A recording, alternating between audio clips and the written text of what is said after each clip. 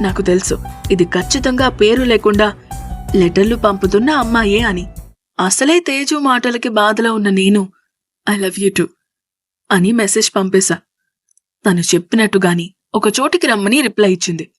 నేను తేజు మరియు గణేష్తో కలిసి పేరు కూడా తెలియని అమ్మాయి పిలిచిన చోటికి వెళ్ళాము.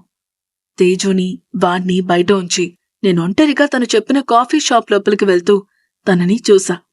ఆమె వైపే నడుస్తూ పసుపు రంగు చుడీదార్ వేసుకుని బాలమీగడి వంటి మూముతో తన నల్లని కురులను తిప్పుతూ అందంగానే ఉంది. నన్నెలా ప్రేమించింది అని అనుకుంటూ వెళ్ళి తన ఎదురుగా కూర్చున్న వెంటనే చెప్పు అని అడిగింది. ఏం చెప్పాలి? అసలెవరు నువ్వు? ఎందుకొద్దన్నా ప్రేమిస్తున్నావు? ఇలా చాలానే ప్రశ్నలు అడుగుతుండగా కాఫీ షాప్లోంచి మంచి రొమాంటిక్ పాటలు వినిపిస్తున్నాయి. ఇవన్నీ తర్వాత మొదట నువ్వు మెసేజ్ చేసిన మాట చెప్పు అనంది.